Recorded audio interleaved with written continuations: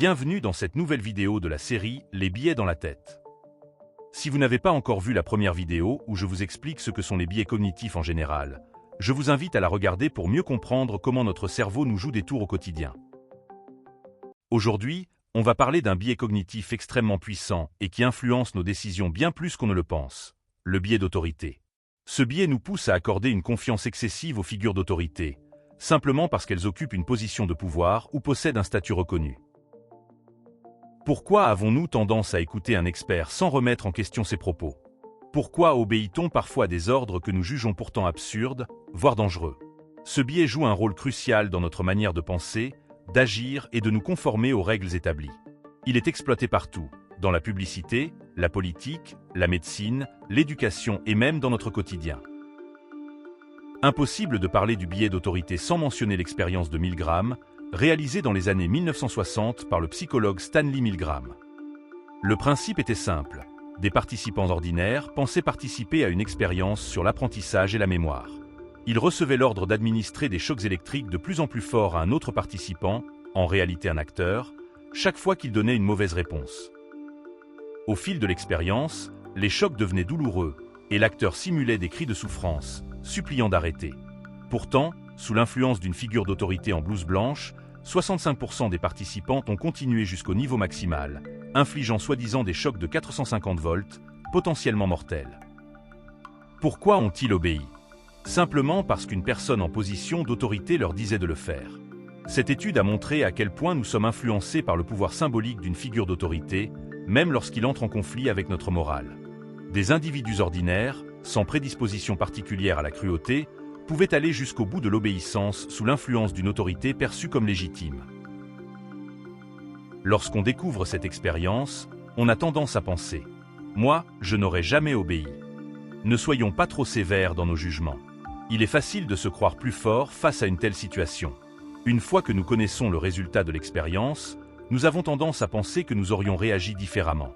Mais en réalité, notre comportement est bien plus influencé par le contexte que nous le pensons. Le biais d'autorité ne se limite pas au laboratoire de psychologie. On le retrouve partout. Dans la publicité. Recommandé par 9 dentistes sur 10. On accorde plus de valeur au produit, simplement parce qu'il est validé par une figure médicale.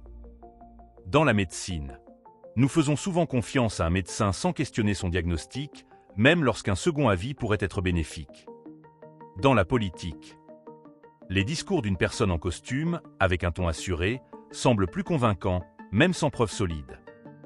Et même dans le travail. On hésitera plus difficilement à remettre en question une décision absurde d'un supérieur, simplement parce que c'est le chef. Pourquoi sommes-nous victimes du biais d'autorité? Il y a d'abord une explication psychologique. Depuis l'enfance, on nous apprend à écouter et respecter l'autorité. Remettre en question une figure d'autorité demande un effort cognitif important et va à l'encontre de notre conditionnement social.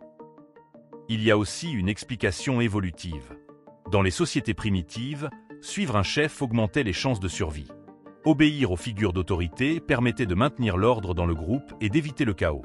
Ce réflexe, autrefois utile, peut aujourd'hui nous pousser à suivre des ordres absurdes sans réfléchir. Alors, comment pouvons-nous limiter l'impact de ce biais sur nos vies? Toujours se poser ces questions. Pourquoi j'écoute cette personne? Suis-je d'accord avec eux par conviction ou par habitude? Quelle est leur véritable expertise sur le sujet? Entraînez votre esprit critique. Avec le temps, vous apprendrez à reconnaître quand vous êtes influencé par une simple aura d'autorité et à garder votre libre arbitre. Le biais d'autorité est un mécanisme puissant qui influence nos décisions au quotidien. Comprendre comment il fonctionne nous permet de mieux résister aux manipulations et d'adopter une pensée plus indépendante. Qu'en pensez-vous?